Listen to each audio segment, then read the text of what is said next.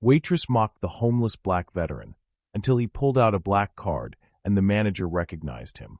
The rain came down hard that Wednesday afternoon in downtown Chicago, the kind of rain that turned sidewalks into rivers and made the city's perpetual gray seem even heavier. Puddles formed in potholes, reflecting the dull sky above. Car horns blared through the maze of traffic, and pedestrians hurried past with newspapers held over their heads, everyone rushing somewhere, but no one really caring where anyone else was going. In a city where everyone's rushing somewhere, kindness often gets left behind. Harper's Diner sat on the corner of Madison and Clark, a relic from another era when diners were gathering places, not just pit stops. The neon sign flickered. The E in Harper's had been dead for 3 months. Inside, red vinyl booths lined the walls, their cushions cracked and patched with duct tape.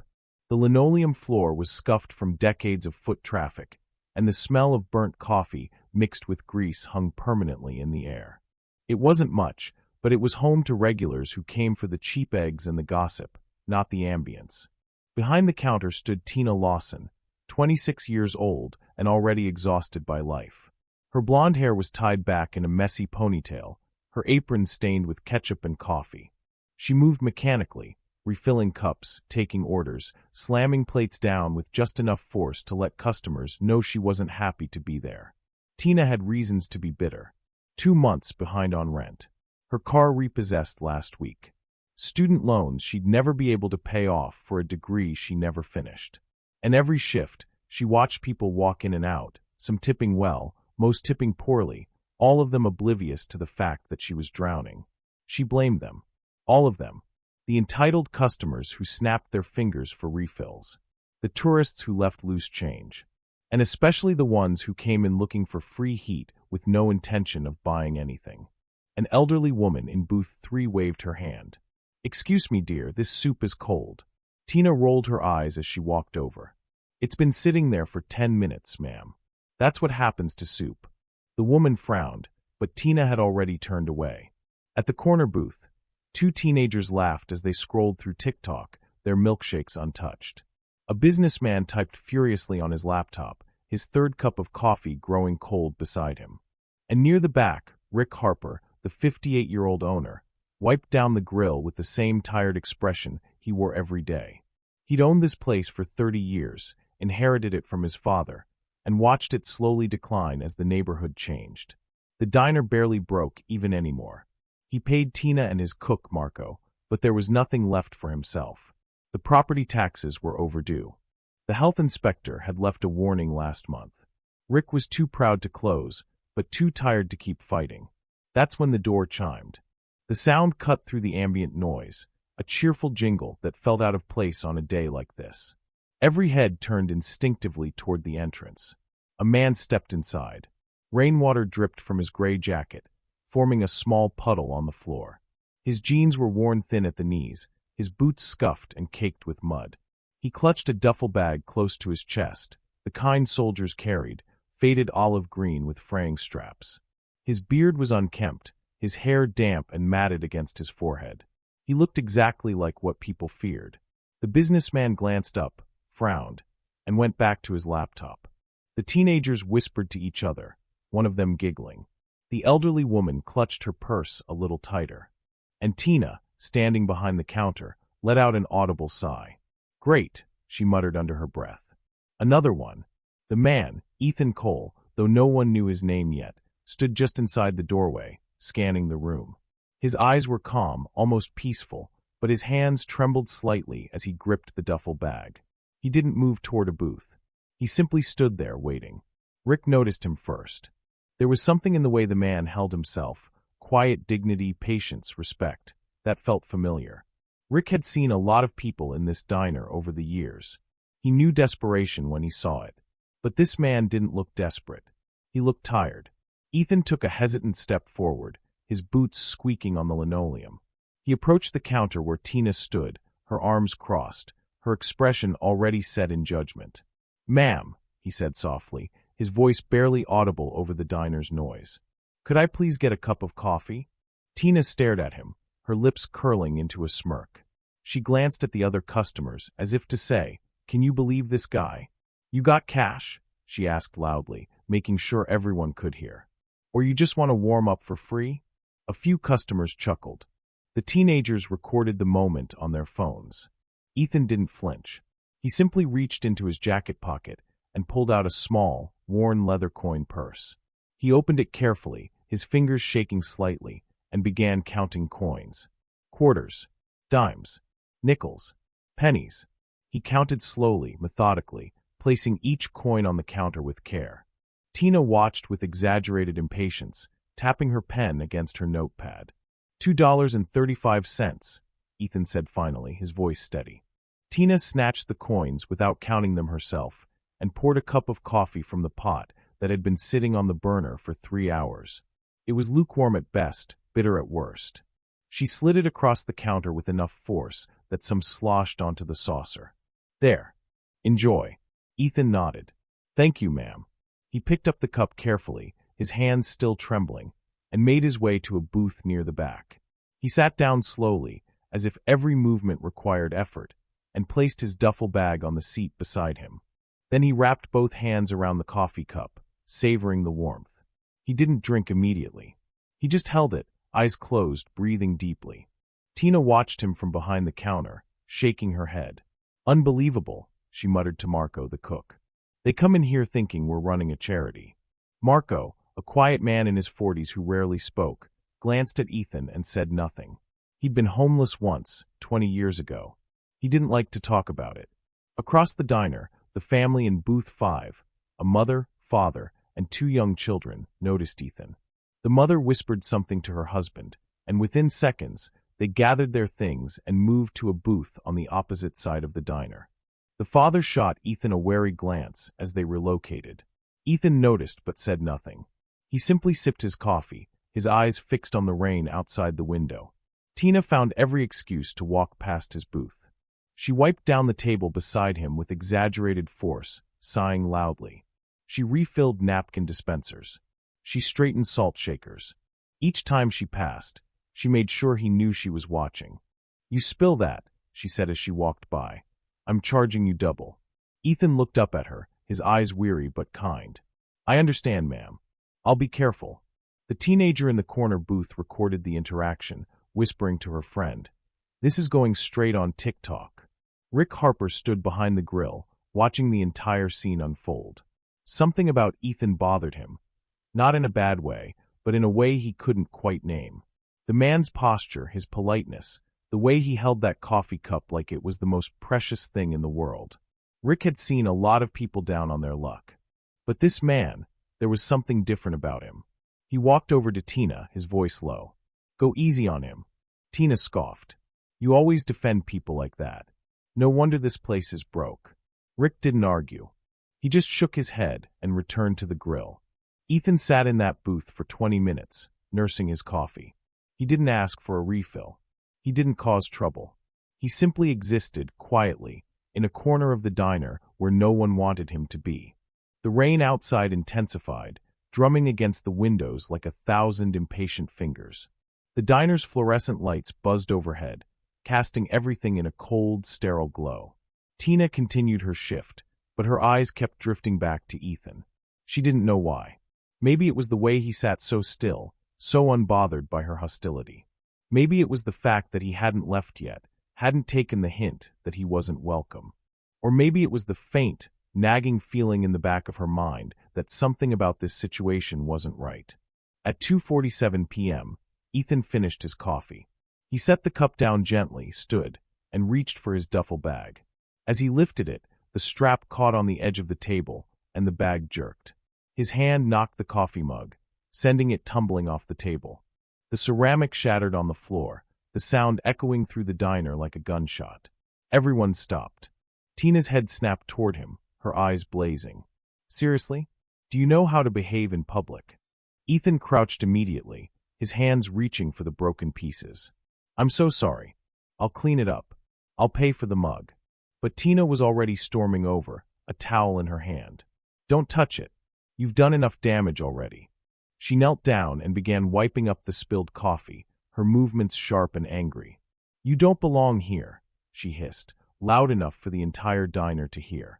People like you think you can just waltz into places like this. And, Tina, that's enough. Rick's voice cut through the tension. He walked over, his expression firm. He said he'd pay for it. Let him. Tina stood, her face flushed. He doesn't have money, Rick. He probably spent his last dollar on that coffee. Ethan straightened slowly. His expression remained calm, but there was a shift in his posture, a quiet authority that hadn't been there before. I can pay, he said softly. He reached into his jacket, and for a moment, Tina thought he'd pull out more coins. She was already preparing her next insult. But when his hand emerged, it wasn't holding coins. It was holding a wallet, a small, black leather wallet. And inside, gleaming under the fluorescent lights, was a card. Not just any card. An American Express Centurion card. The black card. The room went silent. Tina's mouth fell open. Rick's eyes widened. The teenagers stopped recording. The businessman looked up from his laptop. Ethan placed the card on the counter with the same quiet care he'd used to count his coins. I was here to speak with the owner, he said, his voice still soft but now carrying an unmistakable weight. I wanted to see this place before I made an offer.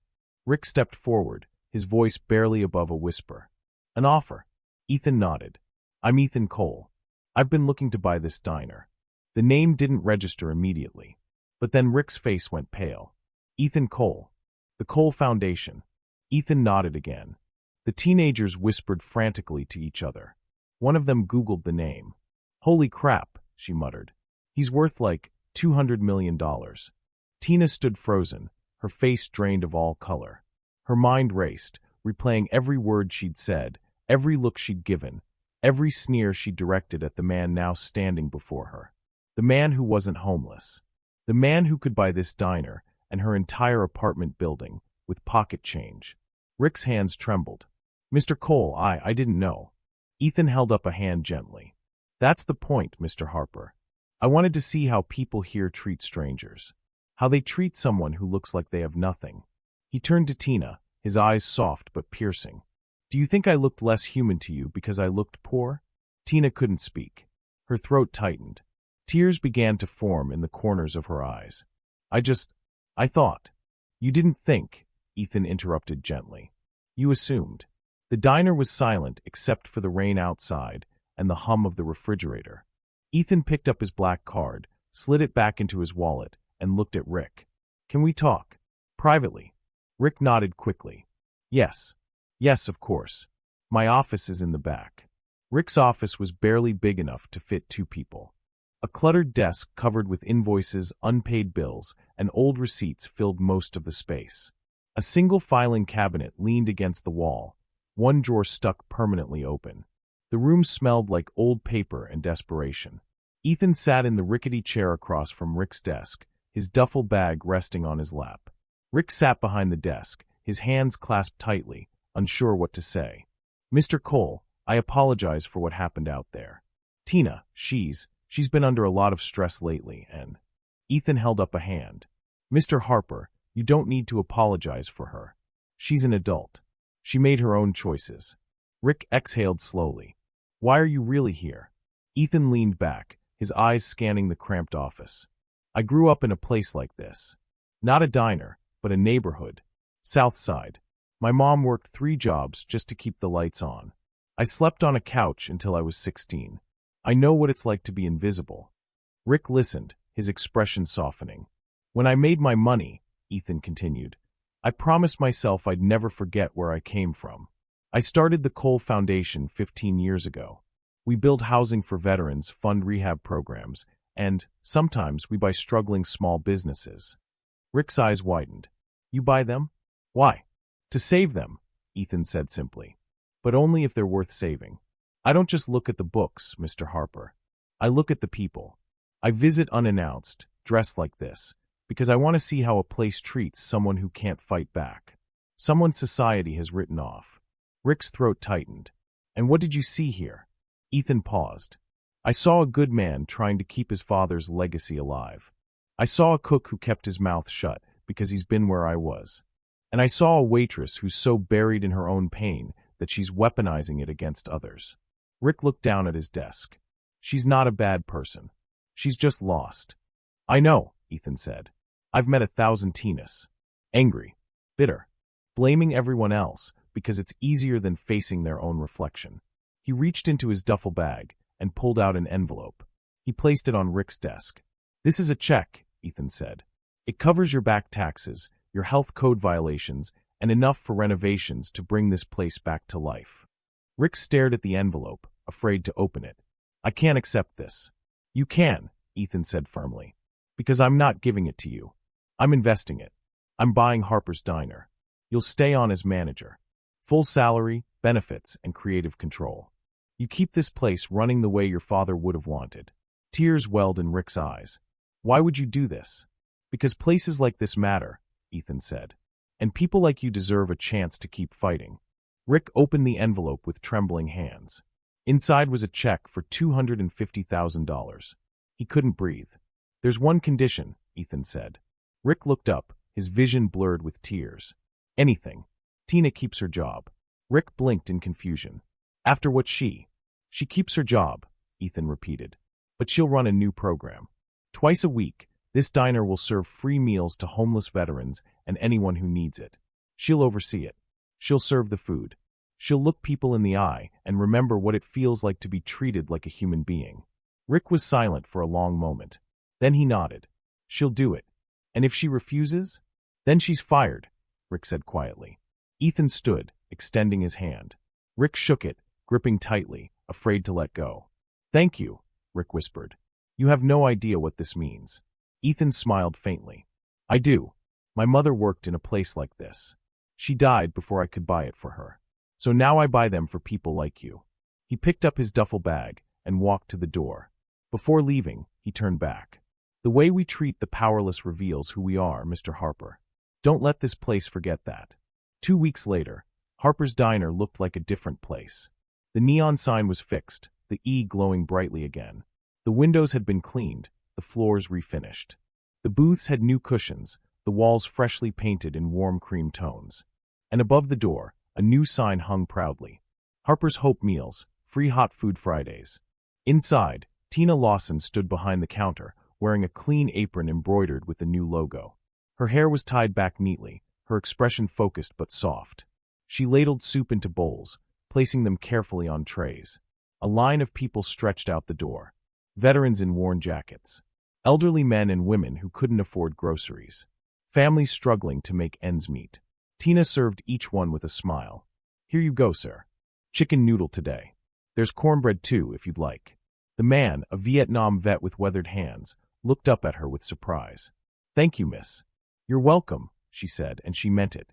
At the corner booth, a young mother sat with her 2 children, their plates piled high with food. The kids ate eagerly while the mother closed her eyes, grateful for a meal she didn't have to worry about paying for. Rick Harper moved through the diner, checking on customers, refilling drinks, his face brighter than it had been in years. Marco worked the grill, humming softly, a faint smile on his lips. And outside, standing beneath an awning across the street, Ethan Cole watched. He didn't go inside. He simply stood there, rain falling softly around him, his hands in his pockets. He watched Tina serve another bowl of soup, watched her laugh at something a customer said, watched her wipe down a table with care. She wasn't the same person she'd been 2 weeks ago. She was learning. Slowly. Painfully. But she was learning. Ethan turned and began walking down the street, his duffel bag slung over one shoulder. He didn't look back. 3 days later, Tina stood at the counter during a quiet afternoon shift. The lunch rush had ended, and only a few regulars remained, nursing their coffee and chatting softly. The door chimed. Tina looked up. Ethan Cole stood in the doorway, no longer dressed in worn clothes. He wore a simple navy suit, his beard trimmed, his hair clean. He looked like what he was, a man of means. But his eyes were the same. Calm. Kind. Watchful. Tina's breath caught. She set down the rag she'd been holding and walked toward him slowly. "Mr. Cole," she said, her voice trembling. "I didn't know if you'd come back." "I wanted to see how you were doing," he said simply. She looked down, unable to meet his eyes. "I'm sorry. For what I said. For how I treated you. I was wrong." Ethan nodded. "You were." The honesty stung, but she deserved it. "I'm trying to be better," she said quietly. "The program, it's teaching me things I should have known all along." "Good," Ethan said. Because the people you serve every Friday, they're not different from you. They're just a few bad breaks away from where you are. And you're a few good breaks away from where they are. Tina nodded, tears forming. I know that now. Ethan stepped forward and placed a hand gently on her shoulder. Keep learning. Keep growing. That's all any of us can do. He turned to leave, but Tina called after him. Mr. Cole. He paused, looking back. Why did you give me a second chance? After everything I said. Ethan smiled faintly. Because someone gave me one once. And it saved my life. He walked out the door, the chime ringing softly behind him. Tina stood there for a long moment, staring at the space where he'd been. Then she wiped her eyes, straightened her apron, and returned to the counter. A homeless man entered, shaking rain from his jacket. Tina smiled. Welcome to Harper's. What can I get you today? Some lessons don't come with punishment. They come with perspective. Kindness isn't a currency you spend. It's a mirror. And when you look into it, you see exactly who you've been all along. Tina learned that the hard way. But she learned. And in a city where everyone's rushing somewhere, maybe, just maybe, kindness doesn't have to get left behind. Because the people we mock, the people we ignore, the people we judge without knowing their story, they might just be the ones who change ours. Ethan Cole walked back into the rain, his duffel bag over his shoulder, disappearing into the crowd. Just another face in the city. Just another stranger no one would notice. Unless they looked closely. Unless they cared. And that, in the end, is what matters most. Have you ever judged someone based on how they looked? Maybe you crossed the street, ignored someone asking for help, or made assumptions about their worth. We've all done it, but here's the truth. You never really know who you're talking to. That homeless man might remember your kindness or your cruelty. Tell me in the comments, have you ever been judged unfairly? Or have you judged someone and later regretted it? The next time you see someone struggling, will you be the one who helps or the one who laughs? If this story made you think twice, hit that like button, subscribe for more, and share it with someone who needs to hear this. Because remember, the way you treat people when no one's watching, that's who you really are. Karma is always watching.